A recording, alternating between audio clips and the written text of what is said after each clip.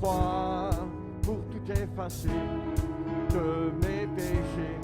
Tu t'es chargé sur le bois. C'est par ta grâce seule que je suis pardonné. C'est par ta grâce seule que tu m'as racheté.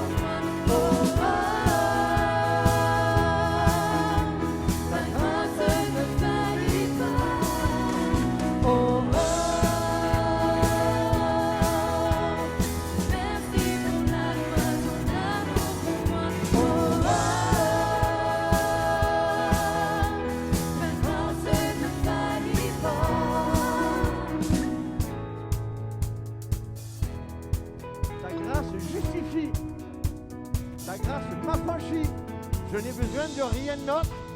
Ta grâce me suffit. On le prend ensemble. Réalisons ces paroles. Ta grâce justifie, ta grâce m'affranchit, ta grâce purifie, ta grâce m'offre la vie, ta grâce m'a sauvé, ta grâce m'a pardonné, ta grâce m'a comblé, ta grâce m'a libéré, ta grâce justifie, ta grâce m'affranchit, ta grâce purifie, ta grâce m'offre la vie, ta grâce m'a sauvé, ta grâce a pardonné, ta grâce m'a comblé, ta grâce m'a libéré, ta grâce justifie, ta grâce m'affranchit, ta grâce purifie, ta grâce m'offre la vie, ta grâce m'a sauvé, ta grâce a pardonné, ta grâce m'a comblé, ta grâce m'a libéré.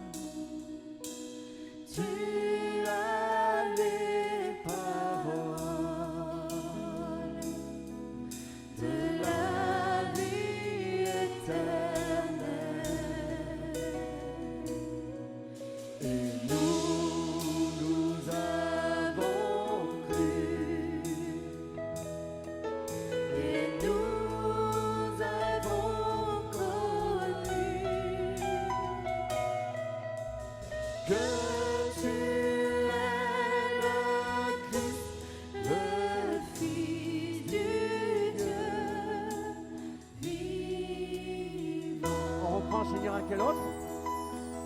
Seigneur, à quel autre dirions-nous qu'à toi? Tu as les paroles de la vie éternelle.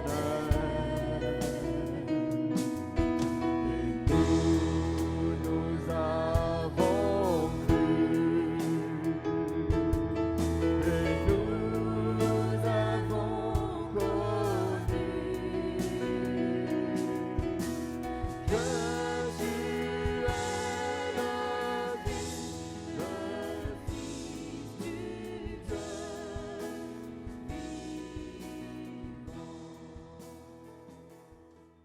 Et ce matin, je voudrais partager avec vous quelques versets, quelques paroles, et parler justement d'une vie renouvelée en Dieu. Nous avons besoin d'une vie renouvelée en Dieu.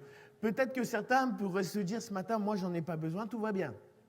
Jérémie, que le Seigneur vous bénisse. Mais moi, vous savez, chaque jour, je me lève, je pose les pieds le matin, je dis, Seigneur, renouvelle ta vie en moi, renouvelle ta grâce en moi. Et ce matin, je voudrais vraiment qu'on puisse réaliser combien nous avons besoin de cette vie renouvelée. Et on va partager ensemble un texte qui se trouve dans le premier livre de Samuel, au chapitre 3. Et on va lire en deux parties, puisqu'autrement ça serait trop long la lecture, versets 1 à 10 et versets 17 à 21. 1 Samuel dans l'Ancien Testament. 1 Samuel. Voilà. Chapitre 3, versets 1 à 10. Voici ce qu'il est écrit. Concernant Samuel, le jeune Samuel était au service de l'Éternel devant Élie, et la parole de l'Éternel était rare en ce temps-là. Les visions n'étaient pas fréquentes. En ce même temps, Élie, qui commençait à avoir les yeux troubles, ne pouvait plus voir. Excusez-moi, je reprends la phrase. En ce même temps, Élie, qui commençait à avoir les yeux troubles et ne pouvait plus voir, était couché à sa place. La lampe de Dieu n'était pas encore éteinte et Samuel était couché dans le temple de l'Éternel où était l'arche de Dieu. Alors l'Éternel appela Samuel. Il répondit, « Me voici ». Et il courut vers Élie et dit, « Me voici, car tu m'as appelé. » Élie répondit, « Je ne t'ai point appelé, retourne te coucher. » Et il alla se coucher.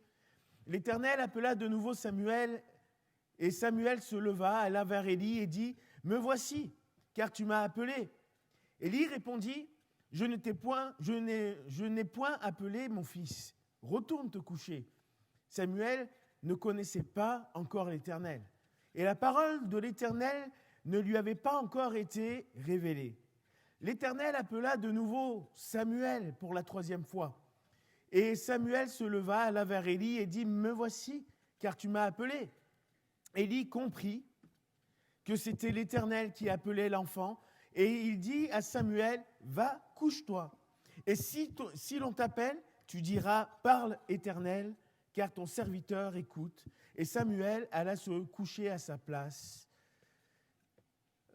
L'Éternel vint et se présenta, et il appela comme les autres fois, « Samuel, Samuel !» Et Samuel répondit, « Parle, ton serviteur écoute. » Amen. On va un peu plus loin, au verset 17 de ce même chapitre. Entre les deux, l'Éternel va parler à Samuel, et Samuel va se recoucher jusqu'au lendemain matin. Et le lendemain, Élie va réveiller Samuel et va lui dire ceci à partir du verset 17. Élie lui dit, « Quelle est la parole que t'a adressée l'Éternel ? Ne me cache rien, que Dieu te traite dans toute sa rigueur si tu me caches quelque chose de tout ce qu'il a dit. » Samuel lui raconta tout sans rien lui cacher, et Élie dit, « C'est l'Éternel, qu'il fasse ce qui lui semblera bon. » Samuel grandissait, l'Éternel était avec lui, et il ne laissa tomber à terre aucune de ses paroles.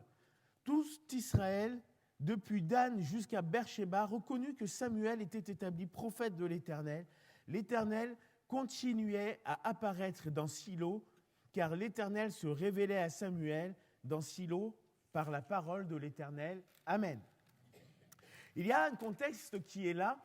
Il y avait quelques mois en arrière, j'avais parlé de Anne, qui était la maman de Samuel, les souffrances par lesquelles elle était passée, l'injustice qu'elle a traversée, mais combien Dieu aussi l'avait bénie, et à travers cela avait fait un vœu, c'était de consacrer son fils, l'enfant qu'elle allait avoir, Samuel, à l'Éternel. Et c'est comme cela qu'on retrouve Samuel qui est dans le temple auprès du sacrificateur Élie.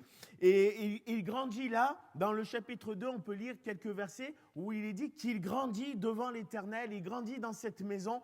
Élie va lui enseigner justement tout ce qui concerne le sacerdoce, c'est-à-dire comment exercer dans le temple, comment servir Dieu dans le temple. Il portait l'éphod, il y avait tout cela.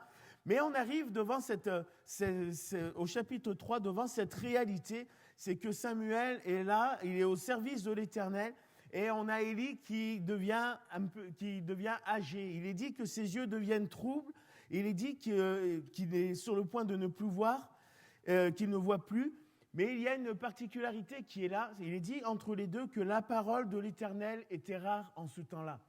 C'est quelque chose qui devrait nous étonner et qui devrait nous interpeller, d'autant plus que la position d'Élie, je pense qu'elle n'était pas simplement que physique. Ce n'était pas simplement un aspect de fait de ne plus voir physiquement, parce que c'était la réalité, il vieillissait, mais je crois vraiment que Élie aussi ne voyait plus spirituellement.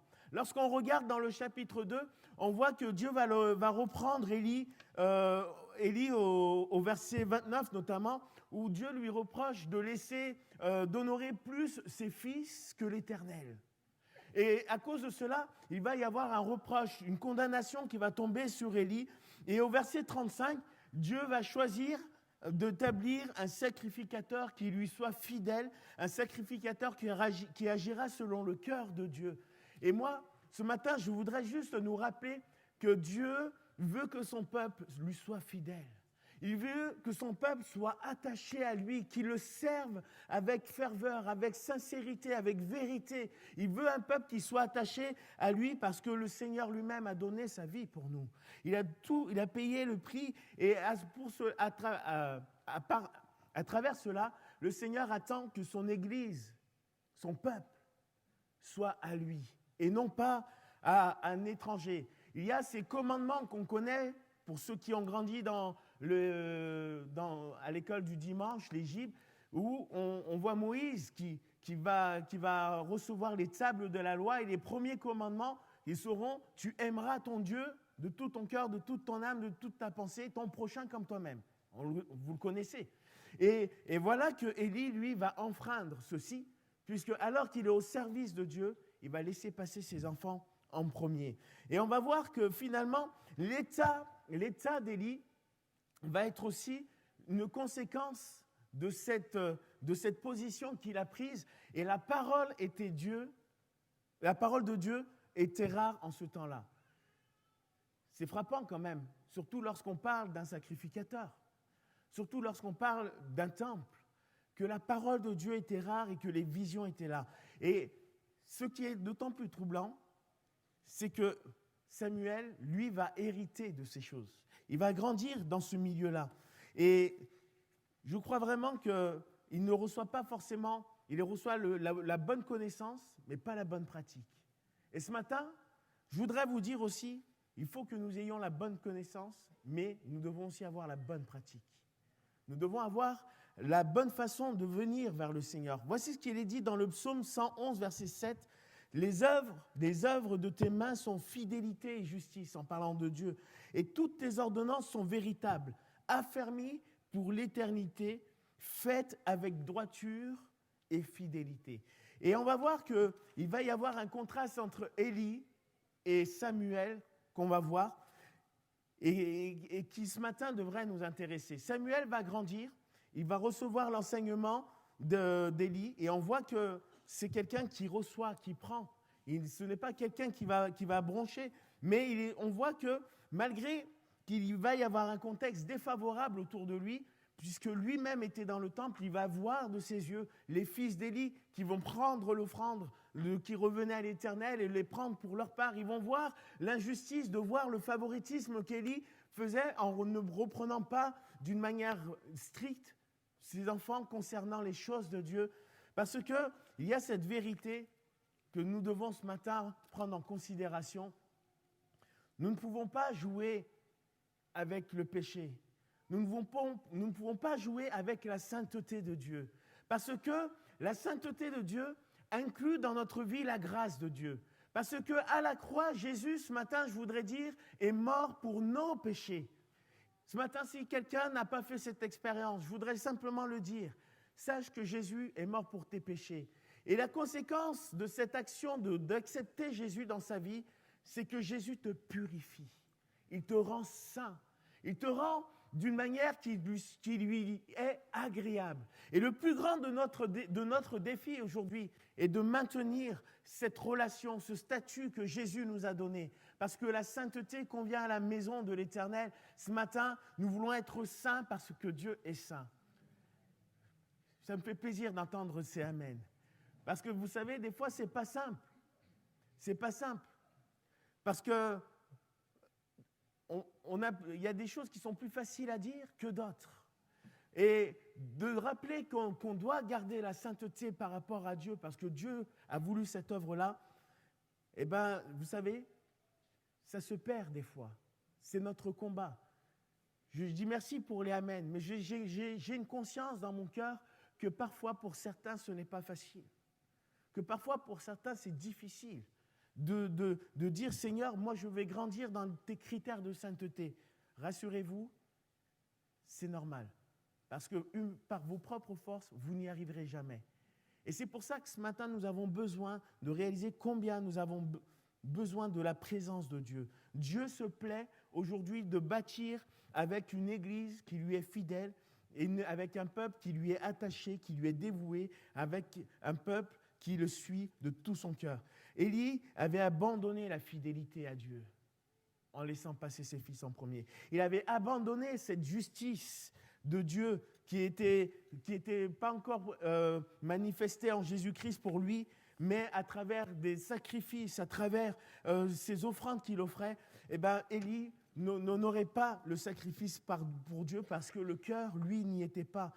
Et il avait laissé le profit à ses enfants. Et il y a une conséquence qui est là et qu'on va retrouver dans ce texte, c'est qu'à la fin, on retrouve un Élie qui n'est même plus capable de voir lorsque Dieu agit.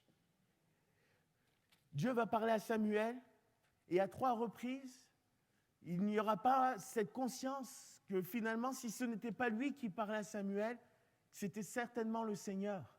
Mais merci Seigneur, au bout d'un moment, il s'est réveillé et il lui a dit, Samuel, retourne et si tu entends encore cette voix, eh ben, tu répondras par Éternel. Parce qu'il y avait cette vérité qui est là, qu'on a lue rapidement, mais Samuel qui avait grandi dans le temple, il est dit qu'il ne connaissait pas encore l'Éternel. Combien il était au service de Dieu, il ne le connaissait pas personnellement. Combien de personnes viennent à l'église, combien de personnes écoutent des messages, combien de personnes viennent et participent à des moments, mais dans le fond ne connaissent pas l'Éternel. Connaître l'Éternel marque une différence parce que connaître Dieu, c'est être en communion avec Dieu. Connaître Dieu, c'est avoir cette vie qui te transforme de l'intérieur, cette vie qui va te changer. Et qui peut témoigner ce matin que le jour où Christ est rentré dans sa vie, tout a changé? Ah, moi je dis merci. Quand Christ est rentré dans ma vie, tout a changé. Je peux vous dire avec certitude que je ne suis pas le même. Je ne suis pas le même que celui que j'étais. Et je ne veux pas me plaire à faire l'apologie de l'homme que j'étais parce que ce n'était pas bon, ce n'était pas glorieux. Mais je peux vous garantir une chose, je ne suis pas le même homme qu'avant. Et je rends grâce à Dieu pour ça. Et vous savez, pour moi, c'est même encore mon garde-fou. Des fois, quand c'est difficile, parce que je suis de la même chair que vous, lorsque je me sens fragile, je repense à ce que Dieu a fait pour moi. Je repense à sa grâce, à sa puissance, au jour où il a enlevé le fardeau de mon cœur. Et comment je me suis senti léger. Peut-être que quelqu'un a le cœur lourd, le cœur chargé. Je voudrais juste nous rappeler ce matin que celui qui nous rend libres, c'est Christ. Celui qui efface les péchés, c'est Christ. Celui qui pardonne, c'est Christ. Et si tu as Christ dans ton cœur ce soir, le Seigneur veut établir avec toi une communion qui est importante. Hier, j'en parlais avec les jeunes, donc ils vont retrouver certainement des points communs avec ce qu'on a partagé. Mais notre relation avec Dieu est un élément extrêmement important. Et pourtant, bien souvent, c'est ce que nous négligeons. Bien souvent, c'est ce que nous ne faisons pas pleinement. Quand je parle de cette communion, je parle de la vie de prière. Quand je parle de cela, je parle de la lecture de la parole de Dieu. La parole de l'Éternel était rare. Ça veut dire qu'elle n'était peut-être même pas lue. Je dis peut-être parce que là, je n'ai pas une certitude. Mais elle était rare. Ça, c'est une certitude. Et moi, je voudrais vous dire ce matin, il ne faut pas que la parole de Dieu dans votre vie soit rare. Il ne faut pas que la parole de Dieu dans l'église soit rare. Il ne faut pas dans ta maison que la parole de Dieu soit rare. Parce que la parole de Dieu, c'est ce qui va changer notre vie. C'est ce qui va nous transformer. Voici ce qu'il est dit dans l'évangile de Jean, au chapitre 12, versets 35 à 36. Il est dit ceci.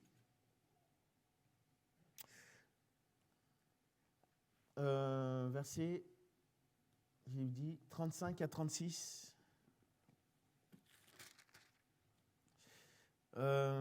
Jésus leur dit, la lumière est encore pour peu de temps au milieu de vous. Marchez pendant que vous avez la lumière, afin que les ténèbres ne vous surprennent point. Celui qui marche dans les ténèbres ne sait où il va. Pendant que vous avez la lumière, croyez en la lumière, afin que vous soyez des enfants de lumière. Amen. Élie ne voyait plus. Il n'avait plus cette lumière. Il était éteint. Alors que le but de Dieu pour nous, c'est que nous marchions dans la lumière. Ce matin, Dieu veut que nous marchions dans la lumière et que nous ne marchions pas dans les ténèbres. Donc vous comprenez aussi l'image qu'il y avait là dans la réalité d'Élie, qui physiquement ne voyait plus, mais dans son cœur aussi ça s'éteignait, parce qu'il avait éteint la parole de Dieu dans son cœur. Et quand on éteint la parole de Dieu dans notre cœur, on laisse les ténèbres prendre la place. Et il y a une parole qui vient juste après, et moi je rends grâce, parce que c'est ce qui va nous introduire dans ce que nous pouvons vivre encore ce matin. Il est dit, mais, et ça c'est les parties où j'aime ces mais, il est dit, mais la lampe de l'Éternel n'était pas encore éteinte. Et moi je voudrais juste dire ce matin, c'est ce qui va arriver avec Samuel, peu importe l'intensité de la lumière, peu importe si elle est forte ou elle n'est pas forte, quand tu es dans les ténèbres, tu suis la lumière, on est d'accord? Parce que la lumière nous guide, la lumière nous rassure, la lumière nous montre le chemin. Et peu importe l'intensité de la lumière ce matin, marche dans la lumière. Ce n'est pas parce que la lumière est faible que tu dois aller dans les ténèbres. Est-ce que vous comprenez l'image ou je dois l'expliquer? Ce n'est pas parce qu'il y a peut-être moins de manifestations de Dieu que tu dois partir et aller ailleurs. Ce n'est pas parce qu'il y a moins de choses spectaculaires que tu dois aller chercher quelqu'un qui lui fait des choses. Parce que le Seigneur nous met en garde que dans les derniers temps, il y aura des gens qui feront des miracles. Il y aura des personnes qui diront « c'est moi ».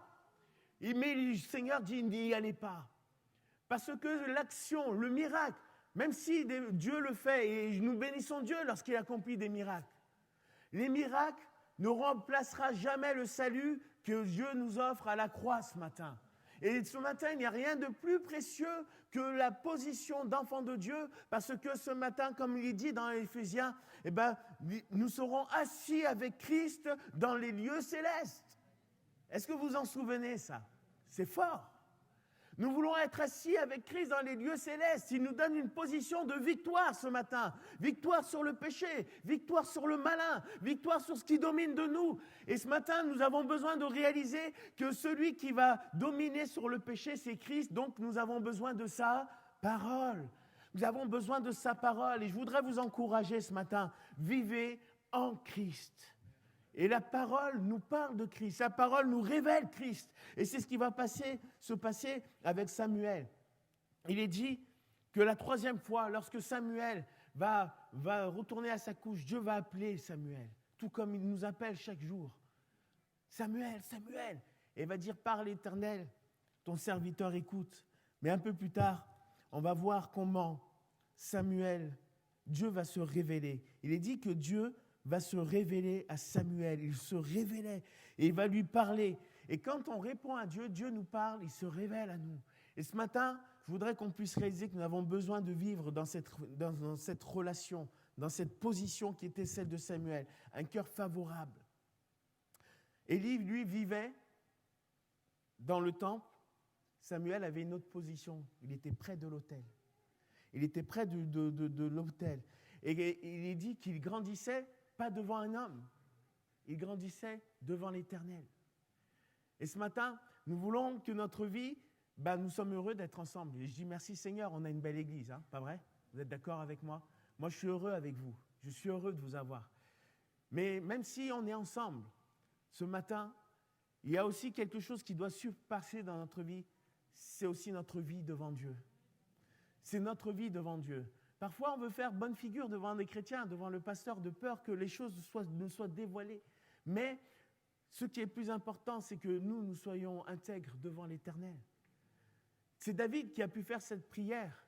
« Sonde-moi, ô Dieu, et connais mon cœur. Éprouve-moi et connais mes pensées. Et montre-moi si je suis sur une mauvaise voie et conduis-moi vers la voie de l'éternité. » Il n'y a rien de plus précieux que ce que le Seigneur veut nous offrir ce matin. Et moi, je bénis Dieu, si je vous vois là, c'est que déjà dans votre cœur, il y a un désir, il y a une soif. Mais ce que je voudrais par-dessus tout, c'est qu'il y ait aussi une délivrance de Dieu sur les choses qui vous maintiennent parfois captives, sur les choses qui vous empêchent d'avoir une pleine relation. Imaginez-vous Samuel, tant d'années, tant de temps, dans cette maison, dans ce temple, en train de servir, d'accomplir les rituels, de porter l'éphod, mais d'être privé d'une authentique révélation de la présence de Dieu. Il n'entendait pas sa voix, jusqu'à ce jour où Dieu va l'appeler, parce que la lumière de Dieu n'était pas encore éteinte, la lampe n'était pas encore éteinte. Et la lampe, elle est là pour éclairer les vies. Ce matin, Dieu voudrait nous éclairer. Voudrait nous éclairer parce que si nous sommes là ce matin, ce n'est pas simplement un rassemblement. Ce n'est pas simplement un rassemblement d'hommes, de femmes, mais c'est aussi un rassemblement spirituel. Ce matin, quand on entre dans ce lieu, on veut être en contact avec celui qui est encore vivant, avec l'Éternel. Est-ce que vous savez, est-ce que vous le réalisez ce matin que Dieu est vivant et qu'il est au milieu de nous ce matin? Il nous voit, il nous comprend, il nous entend, il connaît les profondeurs de nos cœurs. Et certainement que ce matin, il doit nous appeler encore par notre nom. Et la chose qu'il attend, c'est qu'il y ait des cœurs de serviteurs qui répondent encore « Me voici, Éternel ». Et là, on voit qu'il va rentrer dans une dimension nouvelle parce qu'il va donner un nom. Il sait à qui appartient cette voix. Et nous bénissons le Seigneur parce que c'est vrai, si on n'a pas la voix, on a la parole de Dieu et qui n'est pas éteinte, qui nous est encore donnée. Et nous savons que la voix qui nous parle aujourd'hui, c'est la voix de Dieu à travers Jésus-Christ, à travers sa parole qui a été faite chair, à travers cette parole qui a été écrite. Dieu nous parle. Et nous avons besoin de cette parole. Tu veux entendre Dieu te parler ce matin? Qui veut entendre Dieu lui parler? Est-ce qu'il y en a d'autres? Oui? Alors je vais vous donner quelque chose, ce n'est pas une révélation, mais c'est une vérité. Si vous voulez entendre Dieu vous parler, lisez la Bible. Lisez la Bible, parce qu'à travers elle, Dieu se révèle. Vous voulez entendre Dieu vous parler? Approchez-vous de lui. Priez. Et là, je remets encore ce couteau dans la plaie. Je ne sais pas si c'est un couteau, mais le mardi soir, soyez au rendez-vous de prière. Parce que c'est là qu'on rencontre Dieu aussi. C'est vrai que tu peux le faire chez toi, mais combien c'est bon d'être ensemble, d'être unis dans la présence de Dieu, d'invoquer son nom, de pouvoir être renouvelés ensemble dans la présence de Dieu et aussi pouvoir intercéder. Pourquoi? Parce que Dieu veut agir encore dans ce monde, parce que Dieu veut se servir en nous. Samuel, avant, était auprès de Christ. Là, il va se retrouver, du moins, il était auprès de Dieu. Là, il va se retrouver dans la présence de Dieu. Et après, on va retrouver un homme qui va vivre pour Dieu. Une fois que Dieu va lui parler, Samuel ne sera plus le même homme. Il va changer, il va grandir. Et il y a quelque chose qui va être bon, parce que c'est la voix que Samuel va faire, que je voudrais vous inviter à réaliser ce matin. Samuel, malgré tout ce qu'il avait vu, a décidé de vivre pour Dieu. Il a décidé de vivre pour Dieu. Il aurait pu être pris de remords et de colère en disant « c'est injuste ce qui se passe ». Il est en train de laisser ses fils faire n'importe quoi avec l'Éternel. Il aurait pu avoir tellement de raisonnement. Il aurait pu avoir peut-être une mauvaise attitude. Mais il a choisi de vivre pour Dieu. Et c'est ce qui a permis à Samuel d'entendre Dieu l'appeler. Et ce matin, je voudrais que vous puissiez avoir ce même cœur. N'ayez pas un cœur qui vit simplement pour ici, mais vivez pour Dieu. Ayez un cœur qui ait toujours la foi, qui dit « Seigneur, parle-moi ». Seigneur, je veux t'écouter. Seigneur, je veux t'obéir. Et parce qu'il va y avoir une action qui va découler. Tout à l'heure, je parlais de ce passage des Éphésiens quand il est dit que nous serons assis dans les lieux célestes. Nous sommes assis dans les lieux célestes avec Christ. C'est une position qui est présente, qui est là en Christ et qui est en même temps future. Et pourquoi elle est présente en ce moment ?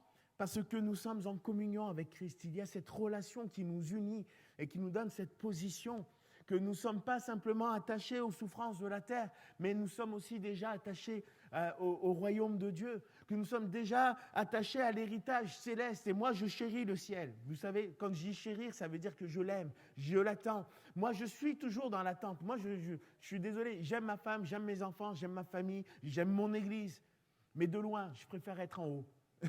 Des fois, je me dis, mais Seigneur, reviens bientôt. Reviens, qu'est-ce que tu fais ?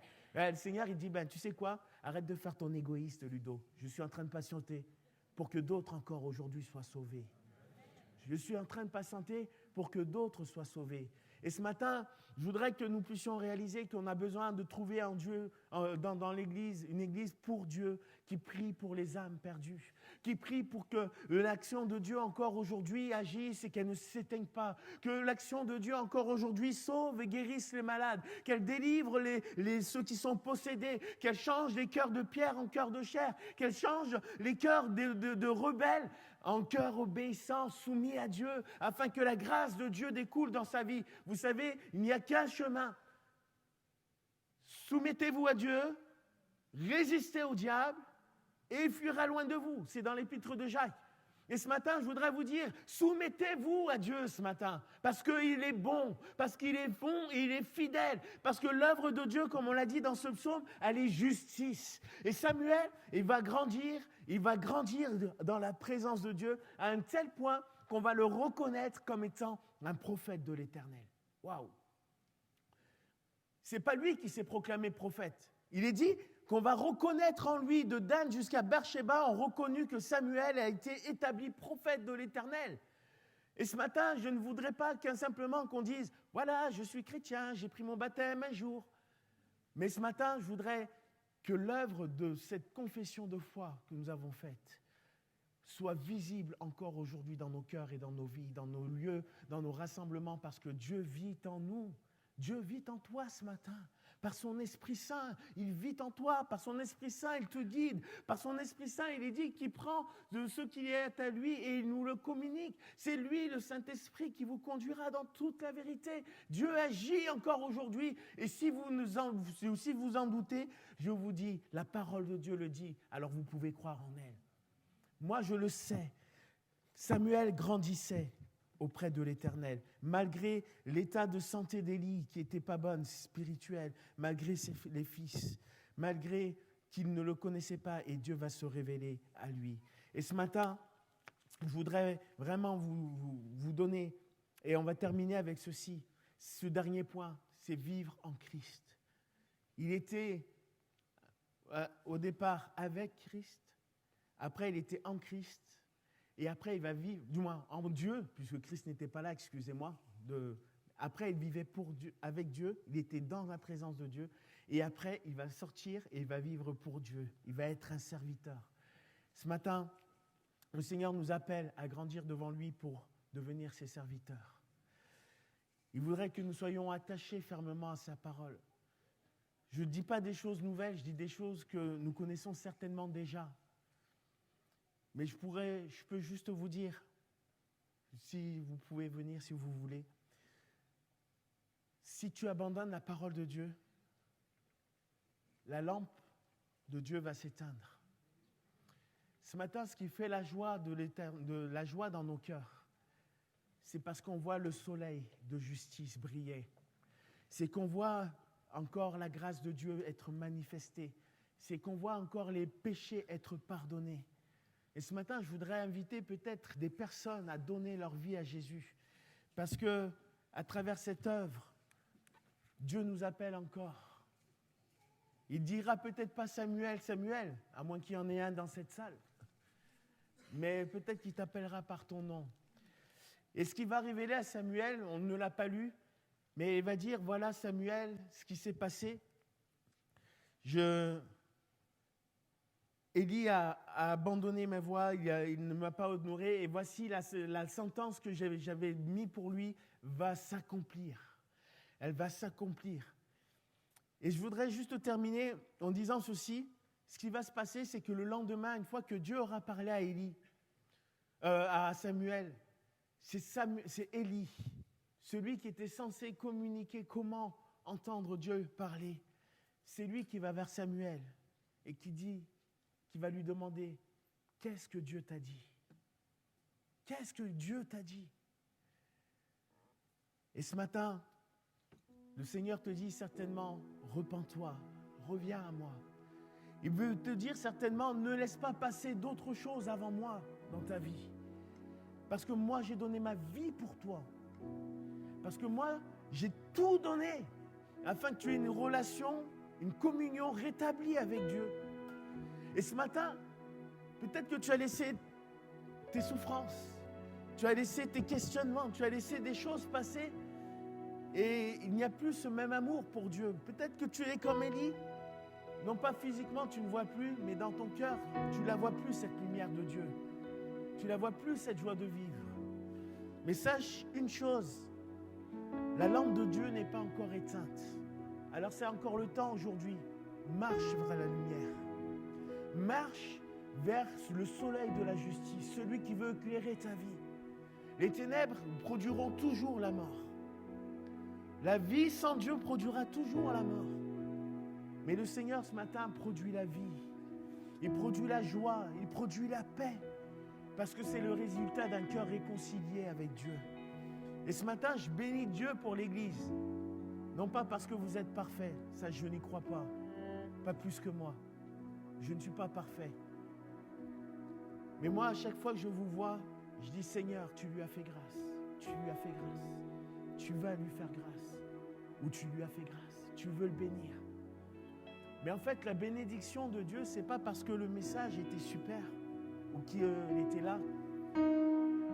L'action de Dieu, elle ne s'opérera que lorsque tu feras comme Samuel. Tu répondras à Dieu. On est tous ensemble ce matin, mais on peut vivre deux positions différentes. On peut avoir un regard qui s'éteint, ou on peut avoir une ouverture où nous allons entrer dans la présence de Dieu. Et ce matin, nous allons ensemble louer Dieu. Nous allons l'adorer. Parce qu'il y en a ce matin qui réalisent la vie qui est en Christ. Et ce matin, ne te tais pas aussi. Peut-être, dans ce temps de louange, c'est le temps de dire, Seigneur, je veux abandonner mes résistances, mais je veux te donner mon cœur ce matin. Je veux abandonner parfois ces choses qui m'ont pris au fond, et ce matin, j'abandonne tout entre tes mains. Je suis sûr que si Élie s'était repenti, il avait rétabli la justice de Dieu, il y aurait eu une conséquence différente. Mais ce matin, je veux qu'on puisse réaliser que si tu viens vers Dieu, et on a lu ce dernier verset tout à l'heure, l'Éternel continuait de se révéler à Samuel. Et ce matin, c'est dit, il se révélait à Samuel par la parole de l'Éternel. N'abandonne jamais la parole de Dieu. Mets-la à l'honneur dans ta vie, mets-la à l'honneur dans ton cœur, mets-la en premier. Il n'y a rien de plus. Des gens viendront peut-être pour te séduire avec des paroles trompeuses. Ils prendront peut-être des portions de la Bible. Ils voudront te tromper en te disant ce que la Bible dit, c'est pas faux, mais c'est pas vrai. C'est ce que moi je te dis parce qu'il est dit ça, mais en fait, Dieu fait ça. Non. Ce matin, attache ton cœur à la Bible. Attache ton cœur à la parole de Dieu parce qu'elle est la vérité. Tu peux relire l'évangile de Jean, chapitre 1, tu verras. La parole était la lumière des hommes et en elle était la vie. Et ce matin, reçois la vie de Christ.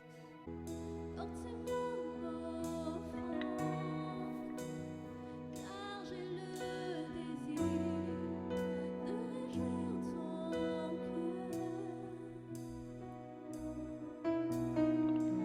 J'apporte plus qu'un beau chant. Chanter ne suffit pas pour répondre à ton appel.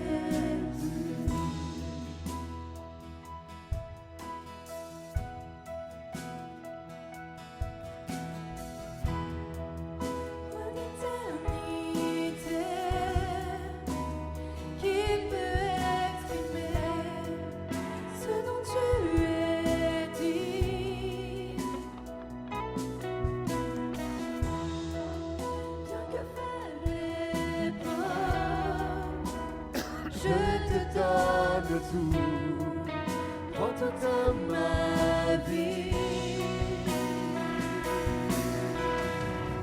J'apporte plus qu'un beau chant, chanter ne suffit pas pour répondre à ton appel. Les accablants sont trompeuses, tu vois bien au-delà. Oh Dieu, tu sondes mon cœur. Je reviens encore la louange, tout est centré sur toi, centré sur toi, Jésus. Oui, je renonce à tous mes faux semblants, tout centré sur toi, centré sur toi. Je reviens encore la louange, tout est centré sur toi, centré sur toi, Jésus. Oui, je renonce à tous mes faux semblants, tout centré sur toi, centré sur toi, Jésus. Tout est centré sur toi, centré sur toi, centré sur toi, Jésus. Tout est centré sur toi. Tu as besoin ce matin de te recentrer sur Jésus. Fais-le ce matin. Centré sur Tu as besoin que ta vie se recentre sur Jésus. tout est centré sur toi. Recentre ta vie sur Jésus. Centré